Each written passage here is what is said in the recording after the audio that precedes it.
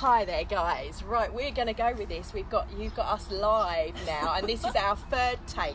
So please forgive us if we just go. For us, we're going over this again, and we thought we're just going to go with it. So we're being very, very brave, and this is my first interview, so very, very nervous. And a hello from us welcome to our Authentic Me community, to the lovely Gemma Sharp from Lordenelearning. Good morning. Good morning. I'm starting to memorise my questions. So would you like to explain to the lovely viewers, what it is you do? Okay, so I run Lordenelearning as my own business, and it's very much around developing people, individuals, teams and companies to kind of be the best they can be. And I'm very much focused on self-leadership, resilience and well-being. So within that I do one-to-one coaching with people, and then I also run workshops. So I run open workshops that people can just book themselves onto, also go into workplaces and do it with a team or group of staff. It's quite a big thing now as well, isn't it? Yeah. I also, around that, look for and create my own resources. So, for example, on my website, I've got different resources on there that people might want to try out. Equally, if I come across something as a useful tool, then I'll share that with people. Because I do take quite a toolkit approach with what I do. So it's not prescriptive. They can get in and do what they work out what works for them. We'll add the links below as well. So yeah, in a nutshell, that's what I do. And then we had, I asked, what 3 words do you think most describe yourself? So I'll probably keep them the same as in our takes. So my 3 words that I chose were empathetic, reflective and determined. So a bit of a mixture. I asked Gemma to explain why she picked those words. So empathetic is very much around that. I think in my day-to-day life and in the work that I do try and empathise with people a lot. So, taking on board what their situation is, what they're experiencing, and, it's not that I'm being sympathetic towards them necessarily, but, there's that level of empathy and understanding. It's different, and I think that helps me in my work that I do. As a person as well, I think. As a person, yeah. So that's definitely a big one for me. Reflective, I think for as long as I can remember, I've always been quite reflective, and I think it helps me because I'll think about things that I've done, what's worked from it, what hasn't worked from it. You can self-evaluate. Yeah, pretty much.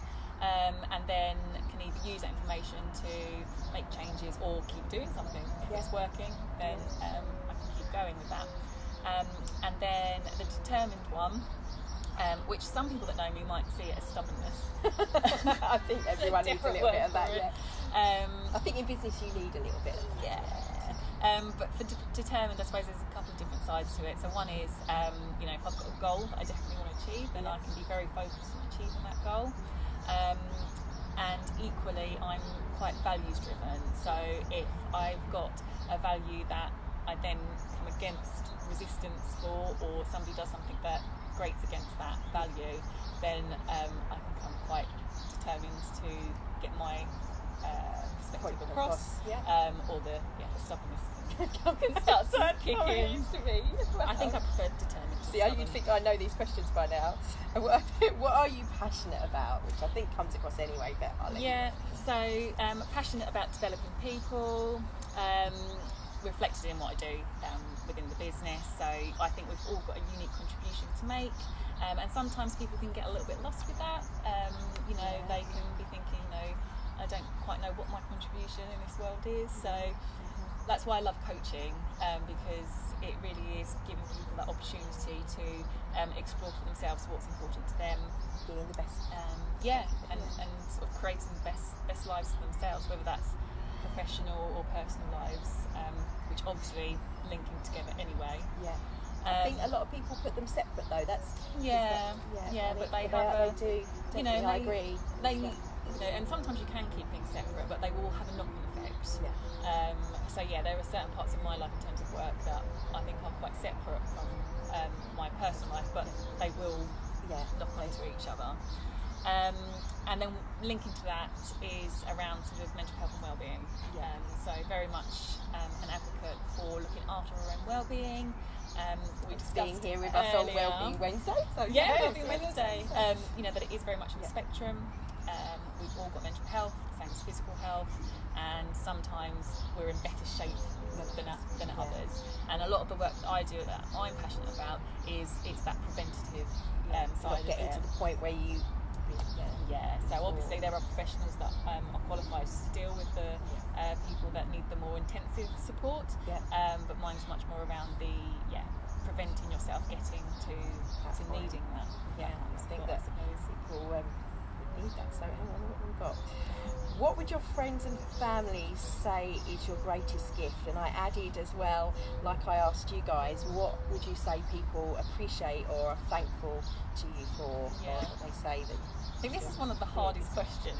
I know, I found it even, because this is the reason I asked it, is because I found it hard in answering. It came up in the body group. Misty Timpleton had it in one of her modules, and I thought, I went on my Facebook page, even on my personal page, and asked. I said, I'm not fishing for compliments, I really don't know. And I thought, to think about and to write down and to start listing, it's easy to say, oh, I love that about you, but what is it we love about ourselves as well? But what do people appreciate in you, or you get complimented for, is what? So I opted for being a good listener and being non-judgmental. So kind of they link together. So I'd like to think that my friends and family feel that they could come and talk to me about anything, and that I would be very open to letting them have that opportunity to just download. I'm very aware that sometimes people don't need me to come up with solutions, that they just need me to be there and for them to have that chance to kind of talk through what they're going through. I guess it links a bit to what I do in terms of the business, but I think it's a really interesting point actually. I think it is good to get feedback from other people, because actually we don't always know how other people view ourselves, because we're looking at the world through our eyes, and we might think that we are acting in a certain way, or that we're trying to be in a certain way with different people, but unless we ask people if that's what they're actually getting from us, we don't know. So maybe from today I'll go away and actually ask people, am I a good listener? Am I a good listener? And they'll all say no. No, I'm sure they'll say yes, because I think that you naturally would need to do that for what you do. Where are we with my question? See, I don't know the right way either. What led you to do what you're doing now? I think this is a big one, isn't it? This is a big one, and a little bit of a long-winded story. So I've been doing the business for a couple of years now, but what kind of inspired it was a situation that I went through myself. So coming up to 5 years this year, I got diagnosed with early breast cancer. It was a big thing, completely rocked my world. I was in my early 30s at the time, hadn't really imagined that something like that was going to happen to me. 2 very young children, I think, had a massive impact in terms of how I responded to it. It got caught really early, which I'll always be grateful for, because it meant that my treatment got sorted, and within a couple of months of diagnosis I got the all clear. So amazing in terms of that journey that I went through, but I came away from it, I think it impacted me more mentally than it did physically. I had to have surgery. Obviously there was a physical recovery from that, but it was actually the kind of mental scars that hung around from it. Throughout my life before that, I had suffered with sort of some social anxiety and low self-esteem, and for whatever reason that event triggered that, and it all just kind of plummeted, and I didn't really want to be around people. Didn't really know what I wanted to kind of do. I was employed at the time, and I had a period of time off of work because I was sort of struggling with this. And I can remember, like, at one point the thought of even going back to work absolutely petrified me, because I just didn't know how to interact with people. Because you're probably still learning how to interact with yourself. I think it was just such a it was such a kind of unexpected thing to have to go through, that then it's one of those things, I think, to anyway, it happens to that person, but actually it happens to lots of people. It's a very... And it happened all so quickly that I kind of came at the other end of it, and I was just like, well, now what do I do? Drift a little bit.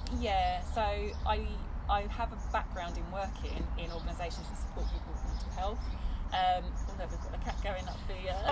They'll hear you. They know, or my viewers know that my cats are normally trying to block me out. So I've worked in organisations to support people with mental health, so I knew loads of the theory, but actually trying to apply it to myself was quite difficult. I'd say actually that's harder because you kind of it's the other people, but not yourself. Kind of.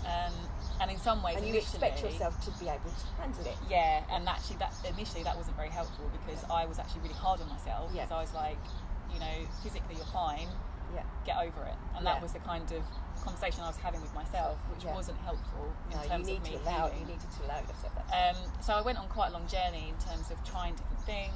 I did go through like counselling. I was going to say, did you have help? Yeah, I did counselling, CBT.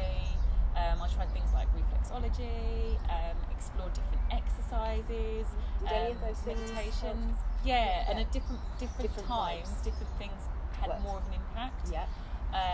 Exercise was a big one for me. So I discovered running. I'd never really been a runner. Started off with like Couch to 5K program. That to me, because I'm not really it was brilliant, and for me, because it literally builds you up so gradually that it just helps build that confidence, because that's what I was struggling with.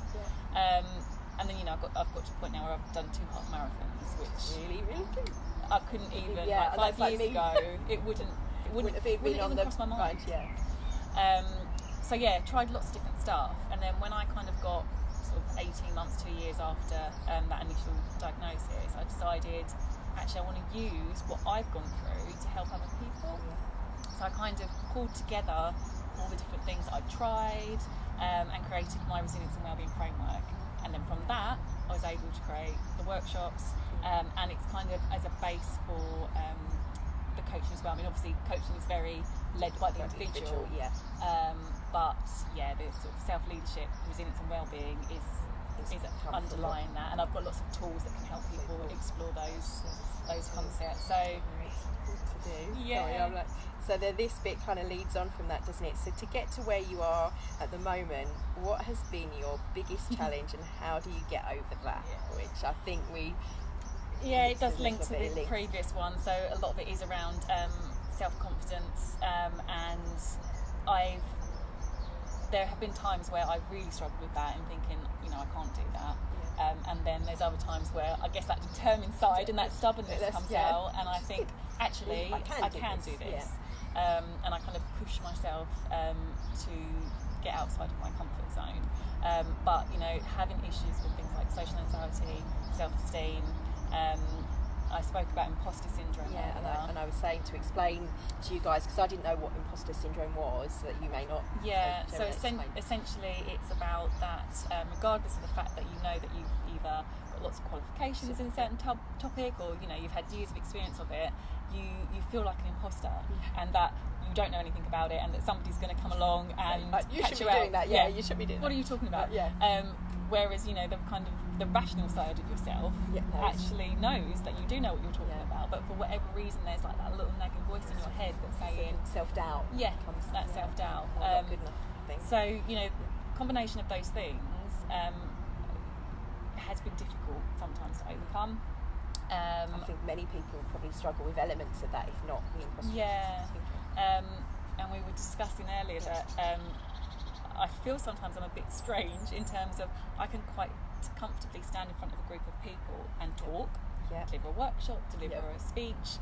I get nervous, but I think that's actually quite good for me. It gives me that little bit of adrenaline to keep going.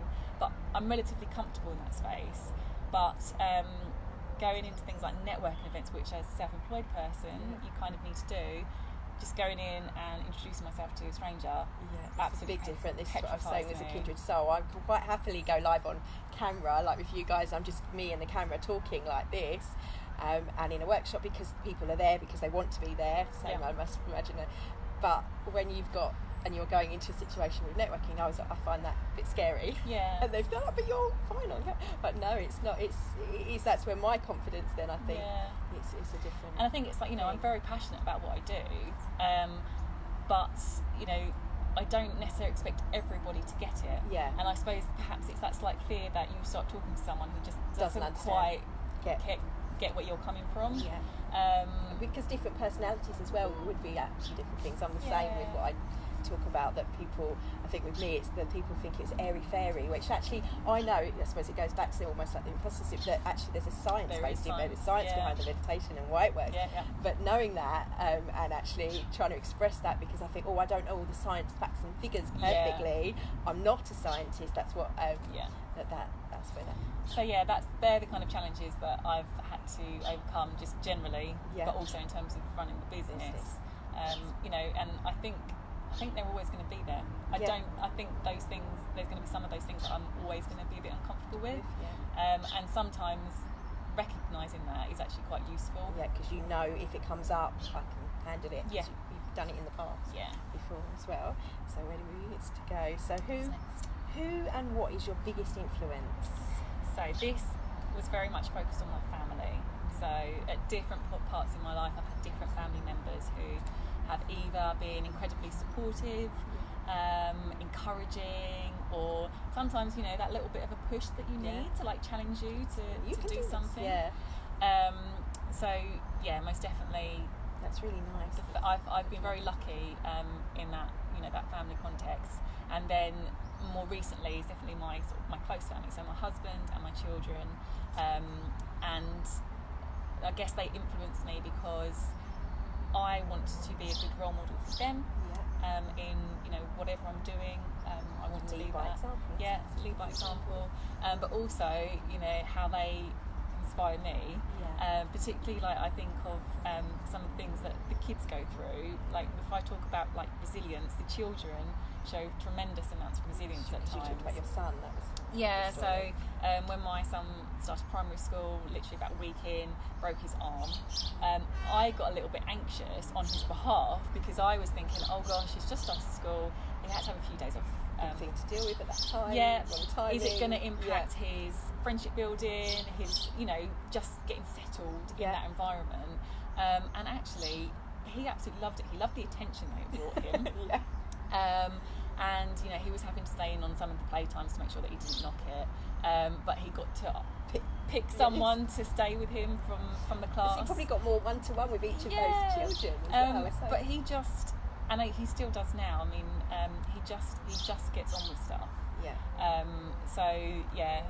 There's lots that I learned from the kids that I think actually I could take that on board. Well, so going back to what you were saying about your influence, your family and the community, we touched on earlier about that community can be a big thing. And I mentioned I'd watched this TED talk with a guy. They were talking about how in Portugal, with drug addicts, they had made it legal and they had given them support, business help, instead of ostracising them from society and calling them criminals, and having not being solitary but having that community and that help was a big deal in their benefits. It had fallen by 50%, I think, by overdoses and etc. And I was saying to Gemma, what would you recommend for people that haven't got a family like yours that are supportive, or where would they find? I think my biggest thing to encourage people to do is find or understand what it is that you enjoy and something that you're passionate about. Whether it's, you know, something creative, a sport, you know, there's so many different things in terms of, I guess, hobbies and activities. There's probably likely to be some kind of group associated with it. There's probably a group on anything nowadays. And you know, it doesn't necessarily have to be initially even a physical group, but you know, with social media, if somebody is really struggling to make those connections, that's a really good way to start. It's one of the positive sides of social media is that you can access people in a kind of friendly environment. So definitely trying to find something that you're interested in, and then you've got that commonality with somebody else. And you know, that can then be the basis. About what you did with the hockey. Yes. As well. So the first year that I set up my business, that was the only work I was doing. I wasn't in employed work at that time, and I think work gives us a huge amount of that sense of community. Many people meet their husbands at work, don't they? They say. So being self-employed, I was going out to networking events and things, but I didn't have that same sense of I guess common purpose. So I had joined a hockey club a couple of months before before I set the business up, and actually it really helped me during that first year, because I knew that every week when I went to hockey training and whenever I'd play in a hockey match on a Saturday, I got that sense of community. And you've not got the pressure, like you were saying about the networking. We felt a bit going out. If you're doing, other people are there because they're doing something you love. You've got a commonality to talk about as well. So ultimately you're all focused on trying to win that game. And working in a team as well. Exactly. So that was a really good experience for me. So, obviously that's a sporting example, but I can imagine that you could apply that to whether it's music or something like that as well. They have lots of groups and things on music. Even, I suppose, if it's music, you're going to concerts and you're meeting other people that are watching the same thing. I think as well, sort of linked to that, it is important, like the sense of community is important, but it's also recognising where your limits are. So not something to push too much. And something that I look at a lot, I've got a real interest in personality profiles and preferences. So one of the things that I look at there is whether someone has a preference for being an introvert or being an extrovert. And for someone who's an introvert, yes, obviously you do still need to have that social interaction. It is good for your well-being, but you need to know where your limits are and where you need that alone time to recharge. It's all about where you get your energy from. So if being around lots of people drains you, don't push yourself too much to go into those environments. Sort of get the balance right, because otherwise you're just going to overwhelm yourself. And then that's the opposite of what we want to do with our wellness. It all links to what I do. This whole concept of self-leadership is understanding your own behaviour, what motivates you, etc. And if you know those things, I think it makes a big difference in how you tackle things. So what's the first thing you do when you wake up? Well, I missed this one last time. You did. So that's perfect for the live. Well, the first things I do when I drink up is drink a pint of water. Everyone says it's good for you, water. I need to do the test. Always do that. Apparently, how springy it is. Springy it is. I always feel quite dehydrated when I first wake up in the morning. So helps me wake up as well. Drinking. But then whilst I'm drinking the water, I'm putting a kettle on to make a cup of tea as well. So water and a cup of tea. Do you have, other than your drinking, do you have a wellness practice that you do first thing? I flit a little bit between different things. It depends on what day, whether work-wise or. But I either will try and do a little bit of journaling, just whatever comes into my mind. Sometimes I get out straight away and do some exercise, whether that's walking the dogs or a run, or sometimes a swim. It is really nice and I quite like getting it done first thing in the day, because then it's like, I've done that now. And then I haven't got to worry about it later when I'm feeling like tired at the end of the day. I think that depends as well, like you're saying, going back to personality. Different people prefer to do it at different places. It depends what type of person you are. And then sometimes I just do some like yoga stretches for like 5 minutes, not a formal yoga practice, but just some basic moves just to get the body going. So I always try and do like at least one of those in the morning, but I don't have a set routine one for every single day. It kind of depends what's happening depending on it. So I think it does, because you have different. With me, it depends on how late we are for the school run. So my time to do that is after the school run, is when I normally come back and do those. What are the 5 things you do in your life for your wellness? And I've listed 5. I think you probably mentioned. I've probably mentioned quite a few. Exercise, definitely one of them. Mindfulness, and that isn't always formal mindfulness. Sometimes it's just doing things a little bit more mindfully. So like if I'm brushing my teeth, I'm actually thinking about how it's feeling when I'm brushing my teeth. Exercise, mindfulness. What else do I do for my own well-being? You said the water, so you hydrate, I suppose. And I do, where possible, try and eat quite healthily. I'm actually at the moment I'm doing plastic-free July, so all of my food, I can't get anything that's in plastic. So it makes you eat better. It makes you eat cleaner. So that's, and it's the hardest thing. Everyone I know that's done the plastic-free have said that they realised how hard it is to do that, because you do have to kind of think ahead, make sure you've really got to plan a bit more. But I'm actually quite enjoying the challenge of it. Determination coming in there. What else do I do?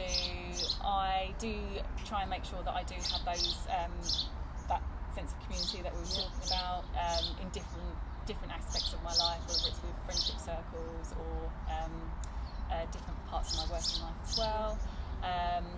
I also do, that reflective side of me comes out, so I do take that time to think about, you know, what's important for me, and you know, what goals I want to set myself. I'm quite a goal orientated person. So do you sort of, I know some people have said at night they list the positives of the things that have worked in that sense when you reflect, or is it just a thing you do in your mind? Sometimes it's my mind, sometimes it's written down. It's a bit of a difference.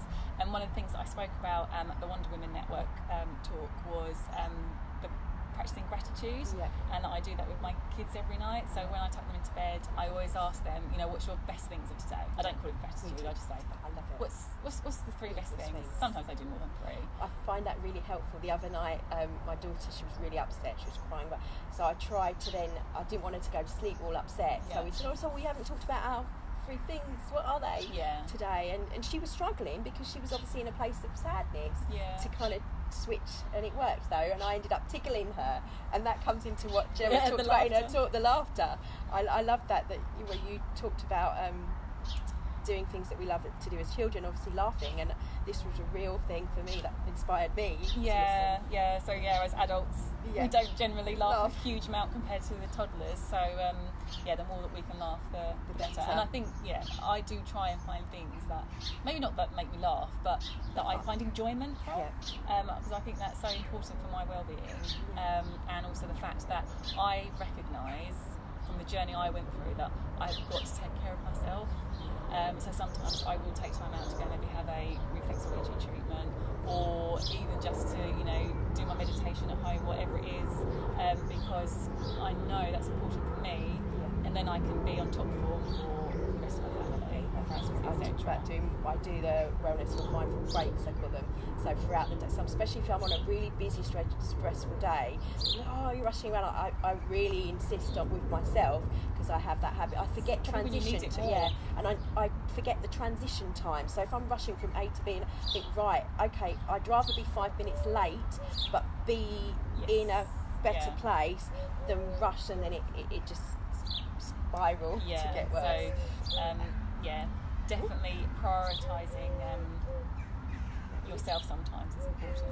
I've got another thing on here, but it says, so where do you hope to be in 5 years from now? See, this is also quite difficult. I know, it's a big question. The reason I ask this is because, as I said, when I do the meditation, I like to visualise 3 years from now, and lots of people say to me, but Tracy, I don't know where I want to be 3 years from now, let alone 5 years from now. And I think getting people to think about that is a good thing. It is useful, and like I say, I am quite goal-oriented, so I do think about these things. But I'm about to go through quite an exciting shift in my kind of working life. So in September I'm starting a psychology master's, so I'm really excited that I'm going to have a whole year to just immerse myself in learning, still keeping the business going as well, and hopefully a lot of what I will study will support, give me even more knowledge, so hopefully I won't get sucked into imposter syndrome. But I'm being a little bit open-minded about where that might lead. So there's obviously, I have got interest in certain areas of it in terms of the health and well-being, and I already use personality profiles in my work, so there'll be more stuff around that, personality, individual difference, that kind of thing. But I'm going to study some stuff that I haven't come across before, so I'm being a bit open-minded about where that might lead. But one thing I would like to do, I've already, early in this year, I've kind of started laying the foundations for a book that I'm going to write. So I've started capturing ideas on it, but I'm also going to use this year of my own learning to see how that might influence the book as well. But it's very much linked to the self-leadership, resilience, well-being, those concepts will be underlying it. So that's definitely, I think in 5 years' time, if I've managed to get my book written, that would be brilliant. And the other thing that, when I think about this question, makes me a little bit sad, is that like my kids are going to be teenagers. And I think, gosh, in 5 years' time, in terms of where we are as a family unit, they're going to be kind of at that point where they might not necessarily want to do so much with mummy and daddy. They want to go off with, well, probably won't even be mummy and daddy then, will we? Like mum and dad, or just a grunt when they refer to us. So I think for me, in 5 years' time, I would have liked to make sure that I've taken chance of the opportunities to do things with them, have experiences with them, to to make those memories and give that foundation for them as they start going through that slightly difficult the teens. That's the era I think that's always scared me as a mum, the teens. Yeah.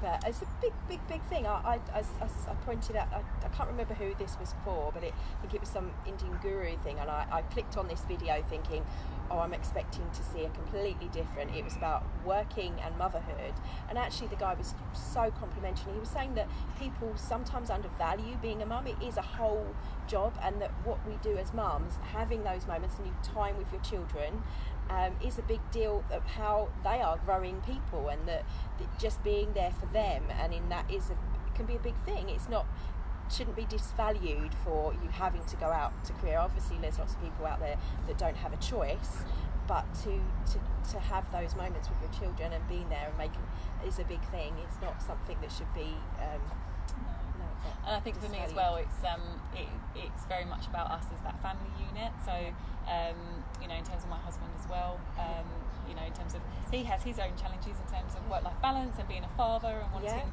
you know, to be the best he can be as a husband and a father. And I think I grew up in a broken home, and I had some quite difficult relationships with my dad. So I suppose I almost want to make sure that they don't have to experience that. And I mean, already they've had a very different experience growing up. So yes, I think if in 5 years' time we've managed to have some good adventures together, then I'll be happy. Okay, that's great. Thank you. Would you also, Gemma's got workshops coming up as well, if you want to speak a little bit about so one of my workshops is called a discovery workshop. It's 2 hours, and the kind of concept I give to it is a bit like a group coaching. So some people either might not have come across coaching before, don't really know what it involves, or you know, or they might think it's for business people, lots of people like that. And also one-to-one coaching is that bit more expensive. So I do the discovery workshop, which introduces people to some of the ideas of coaching, some of the tools that we might use. We look at personality preferences, and that sometimes gives some people some little light bulb moments in terms of, okay, so that's why I might behave in a certain way, or maybe that's why I conflict with that person, because they're actually opposite to me. And then if you know that, you can be prepared for how you deal with things. So we do quite a lot around self-reflection, looking at values, those kind of things, and then the other side of it is looking at goal setting. So it kind of focuses on, I've got 5 pillars within my resilience and wellbeing framework. So the first one is connect with yourself, so understanding yourself, which of course I love. So you need to connect to everyone. And then the last pillar is reach for your dreams, which is about the goal setting. So we kind of focus on those 2 pillars, but we might, depending on what comes up at people, we then might lock on to some of the others. So I'm running it at the Potting Shed in Langley, which is a lovely venue.